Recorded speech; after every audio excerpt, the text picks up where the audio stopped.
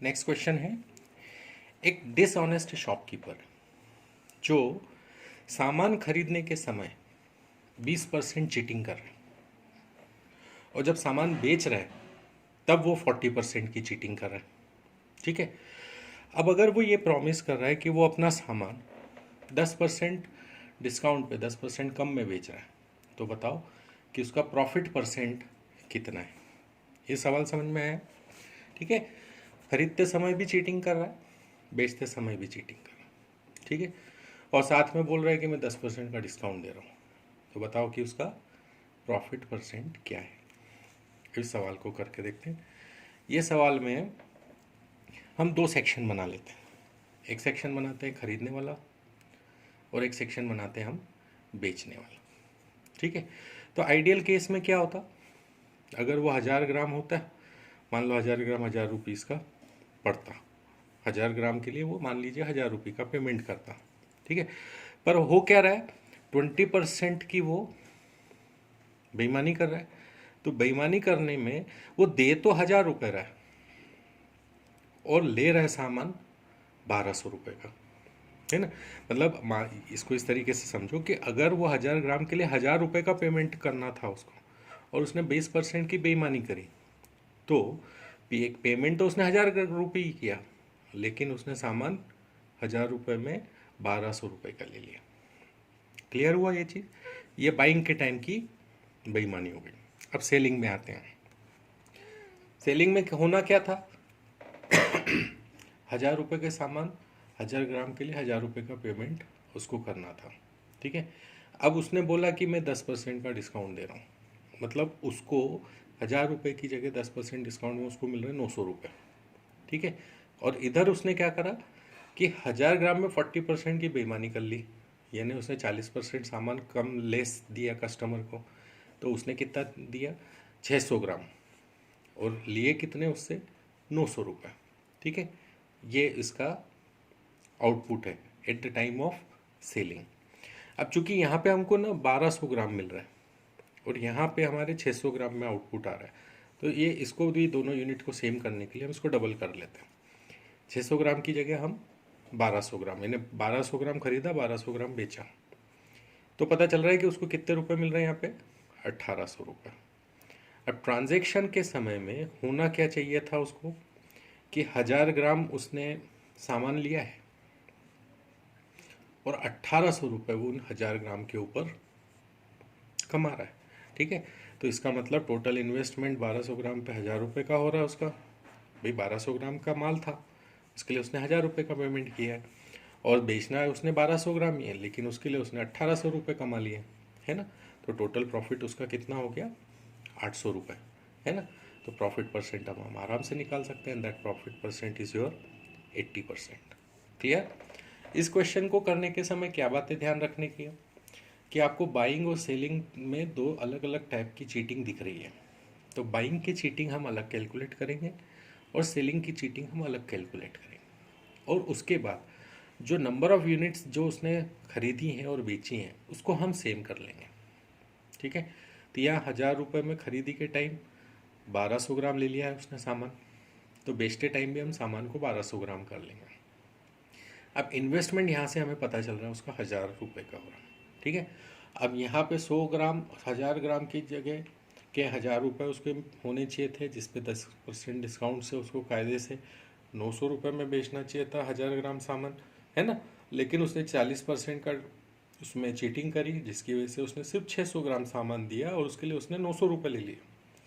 तो अगर वो 600 ग्राम पे 900 रुपये ले रहा है तो 1200 ग्राम पे वो कितने लेगा, 1800। यहाँ से हमको दो चीज़ें पता चल गई, 1000 रुपये CP हो गया, 1800 रुपये अपना SP हो गया, तो यहाँ से हमको उसको टोटल प्रॉफिट मिल गया, वो हो गया 800 रुपीज़ का। ठीक है, तो प्रॉफिट परसेंट यहाँ से 80% आ गया। क्लियर है ये क्वेश्चन? अब एक और क्वेश्चन इस टाइप का करके देखते हैं। ये क्वेश्चन क्या कह रहा है, ये क्वेश्चन कह रहा है कि a shopkeeper marks his goods 40% above CP। ठीक है, यहाँ पे हमको ये CP है, कॉस्ट प्राइस। ठीक है, ये मान लिया हमने 100 रुपये। ठीक है, तो 40% अबव CP मतलब कि वो मार्क किस पे कर रहा है, 140 रुपये पे। ठीक है, ये उसने मार्क प्राइस रखी है। ठीक है, and gives 25% discount to customer. तो 100 रुपये की चीज़ को 140 मार्क करके उसने उस पर 25% डिस्काउंट दे दिया। तो 25% हम निकाल सकते हैं, 140 का 25% जो है वो 35 रुपीज़ होता है। तो यहाँ पे सबसे पहले 140 का डिस्काउंट हमेशा मार्क्ड प्राइस पे निकाला जाता है, राइट। तो मार्क्ड प्राइस पे हमने 25% का डिस्काउंट दिया, दैट इज़ 35 रुपीज़, यानी 140 रुपये की चीज़ है वो कितने में दे रहा है, 105 रुपये में कस्टमर को, है ना। तो एक्चुअल उसने खरीदा था 100 रुपये में और बेचा उसने 105 रुपये में, यानी प्रॉफिट कितना हुआ उसका, 5%, है ना।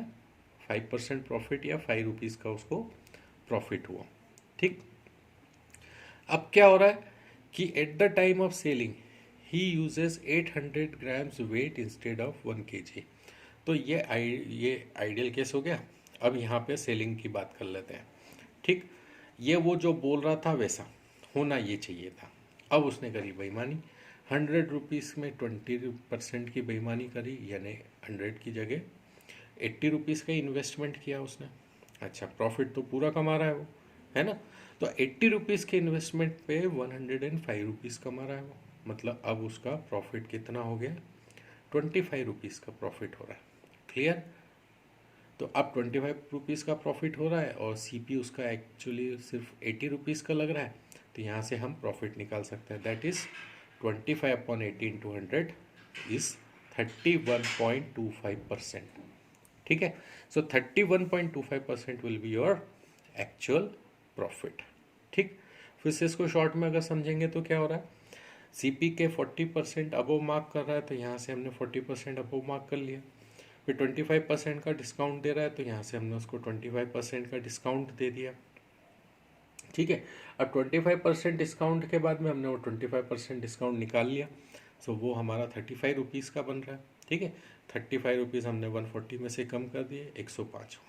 यहाँ से हमको मिल गया एसपी जो उसकी जेब में एक्चुअली आ रहा है, ठीक है। लेकिन इन्वेस्टमेंट उसने बेईमानी की और 100 रुपये की बजाय 80 रुपये का इन्वेस्ट किया। तो उसका प्रॉफिट जहाँ 5 रुपये का उसको प्रॉफिट होना चाहिए था, वहाँ प्रॉफिट बढ़ के उसका हो गया 25 रुपये, ठीक है। और प्लस इन्वेस्टमेंट सिर्फ 80 रुपीज़ का हो गया, है ना।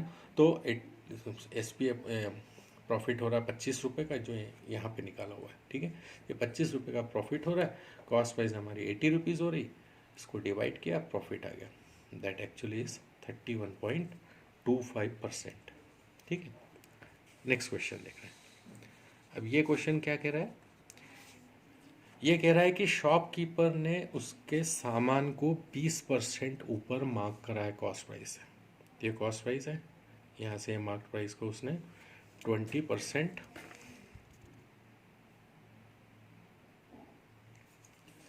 ये मार्क प्राइस को उसने 20% ऊपर मार्क किया, ठीक है। तो क्या हो रहा है कि 100,000 रुपये की चीज़ है, 1000 क्यों लिया है यहाँ पे, क्योंकि हम वेट में बात करेंगे। देखिए यार 900 ग्राम्स 1100 ग्राम, तो इसलिए हमने सीपी को 1000 रुपये मान लिया। तो उस पर 20% ऊपर मार्क कर रहा है, मतलब 1200 रुपये मार्क कर रहा है। फिर उसके बाद में वो क्या कह रहा है, उस पर 10% डिस्काउंट दे रहा है। तो 1200 पर 10% का डिस्काउंट यानी 120 रुपये का डिस्काउंट हो गया। तो 120 कम कर दिए, 1080 रुपये। ये हमारी आ गई सेलिंग प्राइस। यहाँ से हमने सेलिंग प्राइस निकाल ली और वो थी हमारी 1080 रुपये, और यहाँ से एक्चुअली उसका प्रॉफिट परसेंट निकाल लिया, वो था 8%, ठीक है। कैसे निकला, क्योंकि 1000 और 1080 इसमें से माइनस किया, 1000 से डिवाइड किया, तो ये प्रॉफिट परसेंट। तो यहाँ से दो चीज़ें पता चल रही, एक तो प्रॉफिट परसेंट 8 है और सेलिंग प्राइस जो है वो 1080 रुपये। अब एक्चुअल में होना क्या था, 1000 ग्राम के उसको 1000 रुपये मिलने थे, ठीक है। अब खरीदते समय उसने क्या करा कि 1000 के लिए, देखो ये 10% 900 ग्राम का उसने, but at selling he uses 900 weight, and at the time of buying he uses 1100 grams instead of 1 kg। तो यहाँ बाइंग और सेलिंग जो पिछले क्वेश्चन में हमने किया था वैसा का वैसे ही किया, कि बाइंग के केस में उसने 1000 यूज़ करना था, 1100 ग्राम यूज़ किया, है ना। तो उसके पास 1000 रुपये का इन्वेस्टमेंट करके 1000 ग्राम का सामान आना था, तो 1100 ग्राम्स का सामान उसके पास में आ गया, ठीक।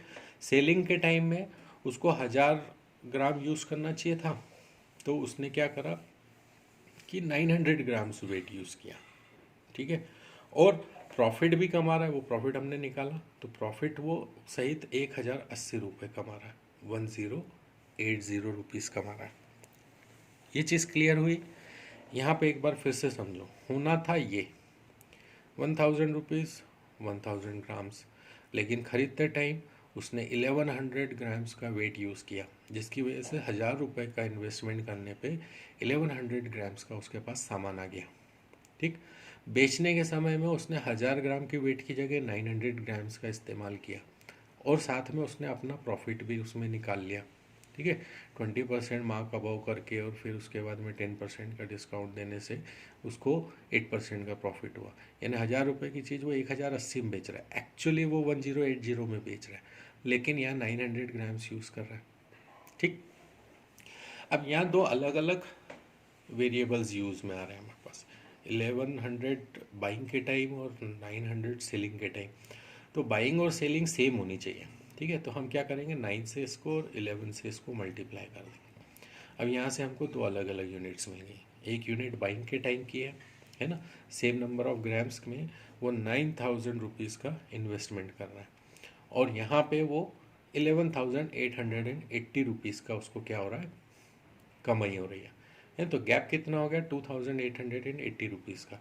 तो ये हो गया उसकी कमाई, ये जो डिफरेंस है ये उसका हो गया प्रॉफिट। ठीक। और कॉस्ट प्राइस क्या है, कॉस्ट प्राइस ये है, ये सेलिंग प्राइस, ये कॉस्ट प्राइस हो गई, सेलिंग प्राइस, तो ये हो गई कॉस्ट प्राइस, और ये हो गया उसका प्रॉफिट। प्रॉफिट परसेंट हम आराम से निकाल सकते हैं, 2880 by 9000 into 100, so that becomes actually exactly 32%। ठीक है, तो इस टाइप के जो क्वेश्चंस होते हैं उनको सॉल्व करते समय हमको ये बात का ध्यान रखना है कि सबसे पहले तो जो सीपी दिया है ना, सीपी से मार्क प्राइस पे जाइए, मार्क प्राइस से डिस्काउंट कम करके सेलिंग प्राइस निकाल लीजिए। सेलिंग प्राइस ये जो है ये एक्चुअल सेलिंग प्राइस है उसकी। ठीक है, ये वो है जो कस्टमर को मिल रहा है। लेकिन अंदर ही अंदर जो बेईमानी कर रहा है वो ये हो रही है कि 1000 रुपये खरीदते समय जब उसने सामान खरीदा तो 1000 रुपये दे के उसने 1100 रुपये का सामान ले लिया, पर बेचते टाइम 1000 रुपये विथ प्रॉफिट 8% प्रॉफिट सामान देने में 900 ग्राम यूज़ कर लिया। तो यहाँ उसने क्या करा, एक 100 ग्राम की गड़बड़ यहाँ कर दी, 200 ग्राम की गड़बड़ यहाँ पे कर दी। ठीक है, इस ट्रांजैक्शन में उसको प्रॉफिट कितना हुआ ये निकालने के लिए सबसे पहले तो ये दोनों यूनिट सेम करनी पड़ेगी। तो क्रॉस मल्टीप्लाई कर देंगे 11 और 9 से ऊपर नीचे, तो हमको यहाँ पे सेम नंबर ऑफ ग्राम्स आ जाएंगे। उसके लिए अलग अलग कॉस्ट यहाँ पे मिल जाएगी, इनका डिफरेंस हो जाएगा प्रॉफिट, उसको हम सीपी से डिवाइड करेंगे तो you will get actual profit percent and that is 32%। Clear हुआ? So this way you can solve a dishonest shopkeeper type of questions. Thank you.